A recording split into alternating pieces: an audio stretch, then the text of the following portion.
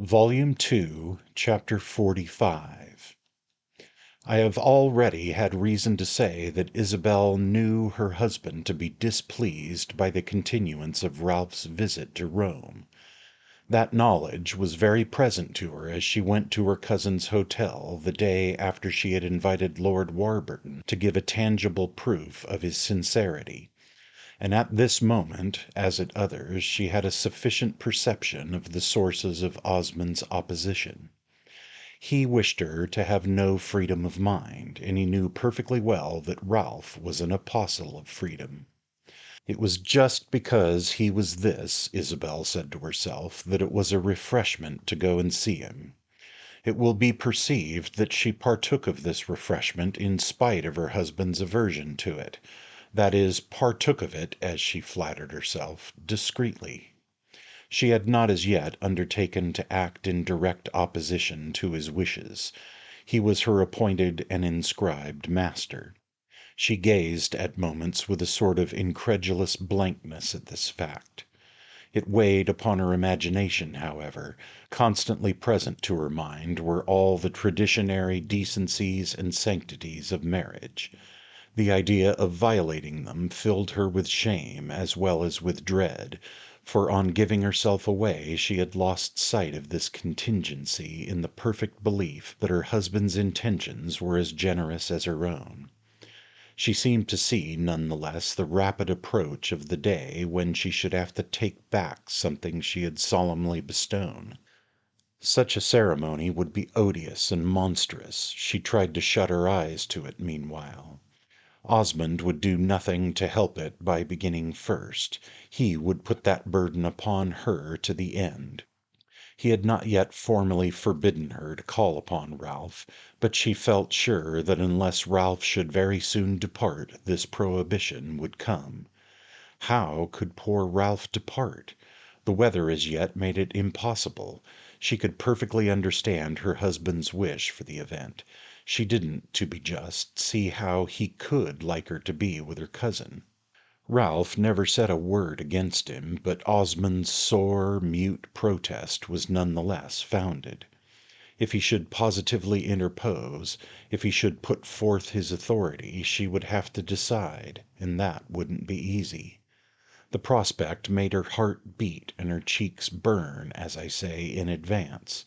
There were moments when, in her wish to avoid an open rupture, she found herself wishing Ralph would start even at a risk. And it was of no use that, when catching herself in this state of mind, she called herself a feeble spirit, a coward. It was not that she loved Ralph less, but that almost anything seemed preferable to repudiating the most serious act, the single sacred act of her life. That appeared to make the whole future hideous. To break with Osmond once would be to break forever. Any open acknowledgment of irreconcilable needs would be an admission that their whole attempt had proved a failure. For them there could be no condonement, no compromise, no easy forgetfulness, no formal readjustment. They had attempted only one thing, but that one thing was to have been exquisite. Once they missed it, nothing else would do. There was no conceivable substitute for that success. For the moment, Isabel went to the Hôtel de Paris as often as she thought well. The measure of propriety was in the canon of taste, and there couldn't have been a better proof that morality was, so to speak, a matter of earnest appreciation. Isabel's application of that measure had been particularly free today, for, in addition to the general truth that she couldn't leave Ralph to die alone, she had something important to ask of him. This, indeed, was Gilbert's business as well as her own. She came very soon to what she wished to speak of. "I want you to answer me a question. It's about Lord Warburton." "I think I guess your question," Ralph answered from his armchair, out of which his thin legs protruded at greater length than ever. "Very possibly you guess it. Please, then, answer it." "Oh, I don't say I can do that." "You're intimate with him," she said. "You've a great deal of observation of him." Very true, but think how he must dissimulate. Why should he dissimulate? That's not his nature. Ah, you must remember that the circumstances are peculiar, said Ralph, with an air of private amusement. To a certain extent, yes, but is he really in love? Very much, I think. I can make that out. Ah, said Isabel with a certain dryness. Ralph looked at her as if his mild hilarity had been touched with mystification. You say that as if you were disappointed. Isabel got up, slowly smoothing her gloves and eyeing them thoughtfully. It's after all no business of mine. You're very philosophic, said her cousin, and then, in a moment, may I inquire what you're talking about? Isabel stared. I thought you knew. Lord Warburton tells me he wants, of all things in the world, to marry Pansy. I've told you that before, without eliciting a comment from you. You might risk one this morning, I think. Is it your belief that he really cares for her? Ah, for Pansy? No, cried Ralph very positively. But you said just now he did. Ralph waited a moment. That he cared for you, Mrs. Osmond. Isabel shook her head gravely. That's nonsense, you know. Of course it is, but the nonsense is Warburton's, not mine. That would be very tiresome. She spoke, as she flattered herself, with much subtlety. I ought to tell you indeed, Ralph went on, that to me he has denied it. It's very good of you to talk about it together. Has he also told you that he's in love with Pansy? He has spoken very well of her, very properly. He has let me know, of course, that he thinks she would do very well at Lockleigh. Does he really think it? Ah, what Warburton really thinks, said Ralph. Isabel fell to smoothing her gloves again. They were long, loose gloves on which she could freely expend herself. Soon, however, she looked up, and then, "Ah, Ralph, you give me no help!" she cried, abruptly and passionately. It was the first time she had alluded to the need for help, and the words shook her cousin with their violence. He gave a long murmur of relief, of pity, of tenderness. It seemed to him that at last the gulf between them had been bridged. It was this that made him exclaim in a moment, "How unhappy you must be!" He had no sooner spoken than she recovered her self-possession, and the first use she made of it was to pretend that she had not heard him. "When I talk of you helping me, I talk great nonsense," she said with a quick smile. "The idea of my troubling you with my domestic embarrassments! The matter's very simple. Lord Warburton must get on by himself. I can't undertake to see him through."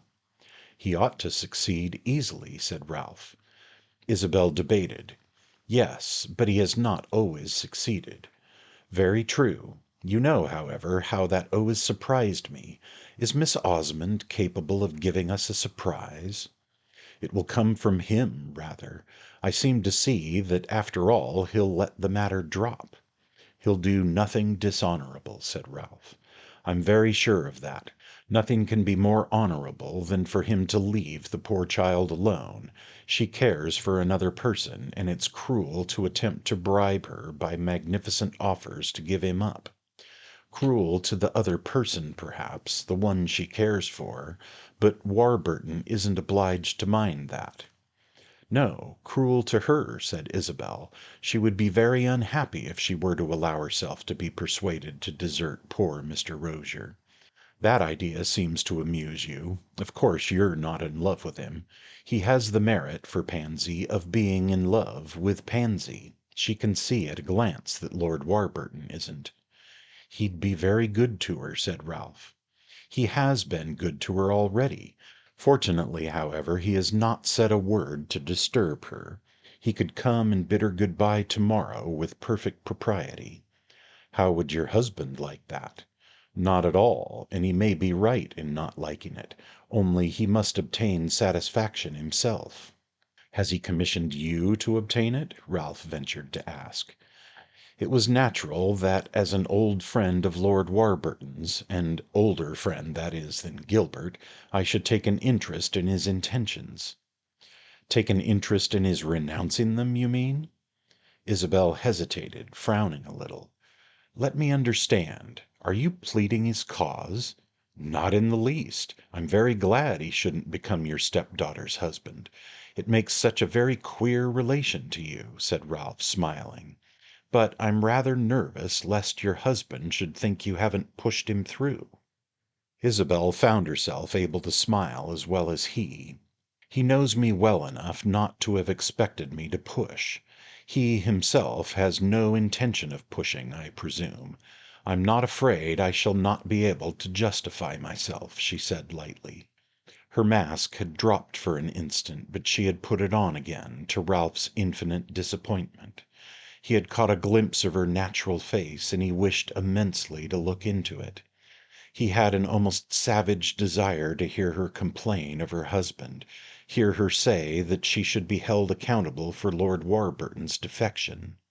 Ralph was certain that this was her situation. He knew by instinct in advance the form that in such an event Osmond's displeasure would take. It could only take the meanest and cruelest.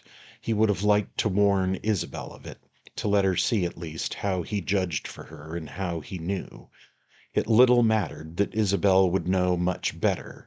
It was for his own satisfaction more than for hers that he longed to show her he was not deceived. He tried and tried again to make her betray Osmond. He felt cold-blooded, cruel, dishonorable almost, in doing so. But it scarcely mattered, for he only failed. What had she come for, then, and why did she seem almost to offer him a chance to violate their tacit convention? Why did she ask him his advice if she gave him no liberty to answer her?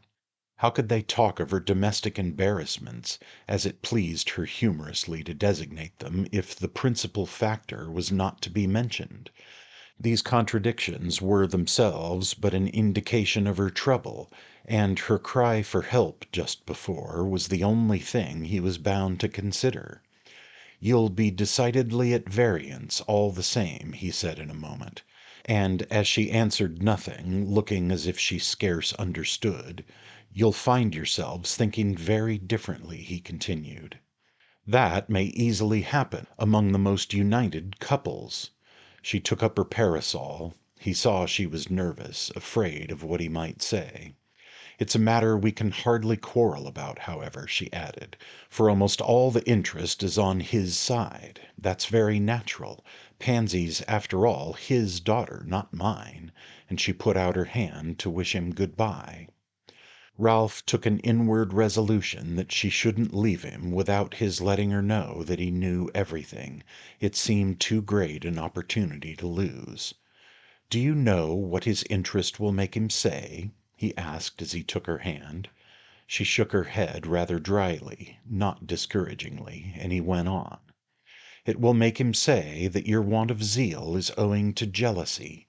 He stopped a moment. Her face made him afraid. "To jealousy?" "To jealousy of his daughter." She blushed red and threw back her head. "You're not kind," she said in a voice that he had never heard on her lips. "Be frank with me and you'll see," he answered. But she made no reply. She only pulled her hand out of his own, which he tried still to hold, and rapidly withdrew from the room. She made up her mind to speak to Pansy, and she took an occasion on the same day, going to the girl's room before dinner. Pansy was already dressed. She was always in advance of the time. It seemed to illustrate her pretty patience and the graceful stillness with which she could sit and wait. At present she was seated in her fresh array before the bedroom fire. She had blown out her candles on the completion of her toilette, in accordance with the economical habits in which she had been brought up, and which she was now more careful than ever to observe, so that the room was lighted only by a couple of logs. The rooms in Palazzo Roccanera were as spacious as they were numerous, and Pansy's virginal bower was an immense chamber with a dark, heavy timbered ceiling. Its diminutive mistress in the midst of it appeared but a speck of humanity, and as she got up, with quick deference, to welcome Isabel, the latter was more than ever struck with her shy sincerity. Isabel had a difficult task. The only thing was to perform it as simply as possible. She felt bitter and angry, but she warned herself against betraying this heat. She was afraid even of looking too grave, or at least too stern. She was afraid of causing alarm. But Pansy seemed to have guessed she had come more or less as a confessor, for after she had moved the chair in which she had been sitting a little nearer to the fire, and Isabel had taken her place in it, she kneeled down on a cushion in front of her, looking up and resting her clasped hands on her stepmother's knees. What Isabel wished to do was to hear from her own lips that her mind was not occupied with Lord Warburton, but if she desired the assurance, she felt herself by no means at liberty to provoke it. The girl's father would have qualified this as rank treachery, and indeed Isabel knew that if Pansy should display the smallest germ of a disposition to encourage Lord Warburton, her own duty was to hold her tongue. It was difficult to interrogate without appearing to suggest. Pansy's supreme simplicity, an innocence even more complete than Isabel had yet judged it, gave to the most tentative enquiry something of the effect of an admonition. As she knelt there in the vague firelight, with her pretty dress dimly shining, her hands folded half in appeal and half in submission, her soft eyes raised and fixed, full of the seriousness of the situation, she looked to Isabel like a childish martyr decked out for sacrifice, and scarcely presuming even to hope to avert it.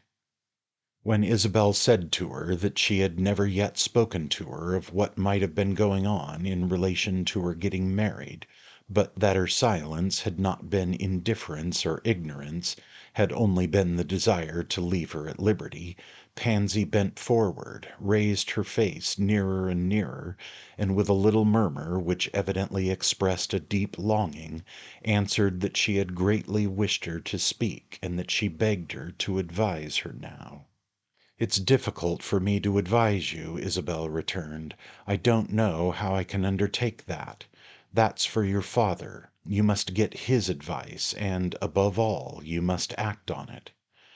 At this Pansy dropped her eyes. For a moment she said nothing. "I think I should like your advice better than papa's," she presently remarked. "That's not as it should be," said Isabel coldly. "I love you very much, but your father loves you better." "It isn't because you love me, it's because you're a lady," Pansy answered, with the air of saying something very reasonable. "A lady can advise a young girl better than a man." "I advise you then to pay the greatest respect to your father's wishes." "Ah, yes," said the child eagerly, "I must do that." "But if I speak to you now about your getting married, it's not for your own sake, it's for mine," Isabel went on. "If I try to learn from you what you expect, what you desire, it's only that I may act accordingly."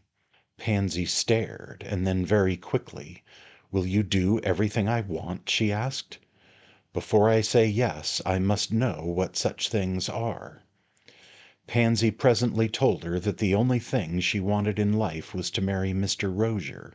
He had asked her, and she had told him she would do so if her papa would allow it. Now her papa wouldn't allow it. "Very well, then, it's impossible," Isabel pronounced. "Yes, it's impossible," said Pansy, without a sigh, and with the same extreme attention in her clear little face. "You must think of something else, then," Isabel went on. But Pansy, sighing at this, told her that she had attempted that feat without the least success. "You think of those who think of you," she said with a faint smile. "I know Mr. Rozier thinks of me." "He ought not to," said Isabel loftily. "Your father has expressly requested he shouldn't." "He can't help it, because he knows I think of him." "You shouldn't think of him. There's some excuse for him, perhaps, but there's none for you." "I wish you would try to find one," the girl exclaimed, as if she were praying to the Madonna. "I should be very sorry to attempt it," said the Madonna with unusual frigidity. "If you knew someone else was thinking of you, would you think of him?" "No one can think of me as Mr. Rozier does. No one has the right." "Ah, but I don't admit Mr. Rozier's right," Isabel hypocritically cried.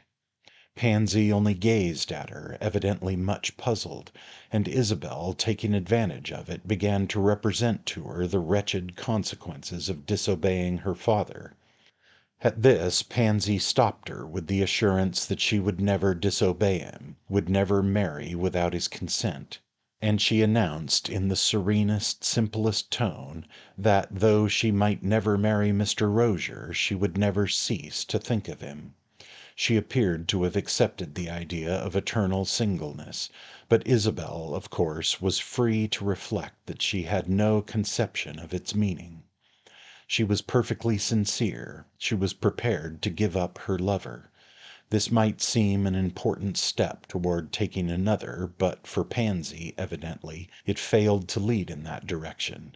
She felt no bitterness toward her father. There was no bitterness in her heart.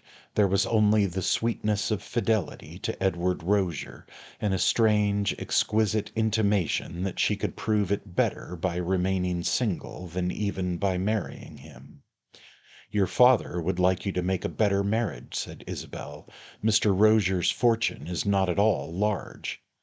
"How do you mean better, if that would be good enough? And I have myself so little money. Why should I look for a fortune?" "Your having so little is a reason for looking for more."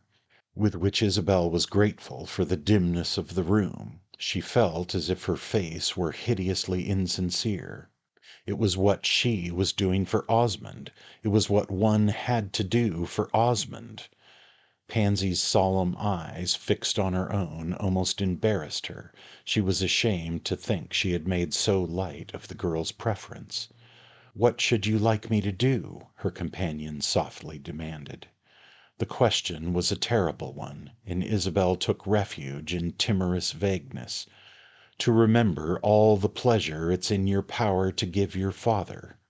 To marry someone else, you mean, if he should ask me." For a moment Isabel's answer caused itself to be waited for. Then she heard herself utter it in the stillness that Pansy's attention seemed to make. "Yes, to marry someone else." The child's eyes grew more penetrating. Isabel believed she was doubting her sincerity, and the impression took force from her slowly getting up from her cushion. She stood there a moment with her small hands unclasped, and then quavered out, "Well, I hope no one will ask me." "There has been a question of that. Someone else would have been ready to ask you." "I don't think he can have been ready," said Pansy. "It would appear so if he had been sure he'd succeed." "If he had been sure? Then he wasn't ready." Isabel thought this rather sharp. She also got up and stood a moment looking into the fire. "Lord Warburton has shown you great attention," she resumed.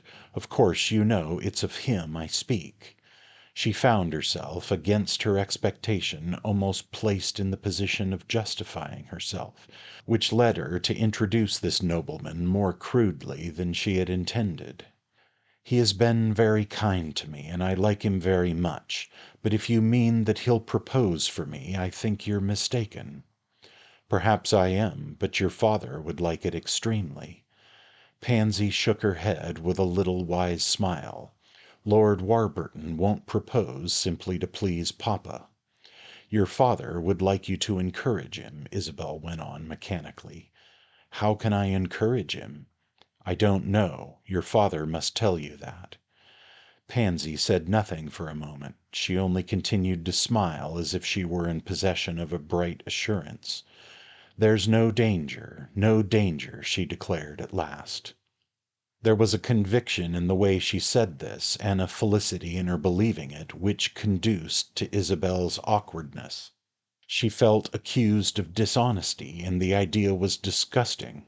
To repair her self-respect she was on the point of saying that Lord Warburton had let her know that there was a danger. But she didn't. She only said, in her embarrassment rather wide of the mark, that he surely had been most kind, most friendly. "Yes, he has been very kind," Pansy answered. "That's what I like him for." "Why then is the difficulty so great?" I've always felt sure of his knowing that I don't want—what did you say I should do? To encourage him. He knows I don't want to marry, and he wants me to know that he therefore won't trouble me. That's the meaning of his kindness. It's as if he said to me, 'I like you very much, but if it doesn't please you, I'll never say it again.' I think that's very kind, very noble," Pansy went on with deepening positiveness. "That's all we've said to each other, and he doesn't care for me either. Ah, no, there's no danger." Isabel was touched with wonder at the depths of perception of which this submissive little person was capable. She felt afraid of Pansy's wisdom, began almost to retreat before it. "You must tell your father that," she remarked reservedly. "I think I'd rather not," Pansy unreservedly answered. "You oughtn't to let him have false hopes."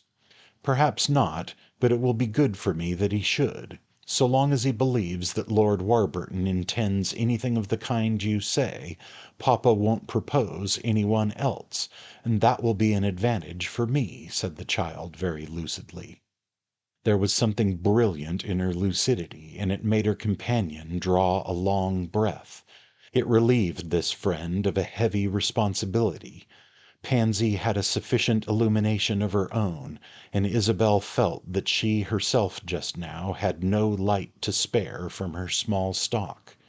Nevertheless, it still clung to her that she must be loyal to Osmond, that she was on her honor in dealing with his daughter. Under the influence of this sentiment she threw out another suggestion before she retired, a suggestion with which it seemed to her that she should have done her utmost. "Your father takes for granted, at least, that you would like to marry a nobleman." Pansy stood in the open doorway. She had drawn back the curtain for Isabel to pass. "I think Mr. Rozier looks like one," she remarked very gravely.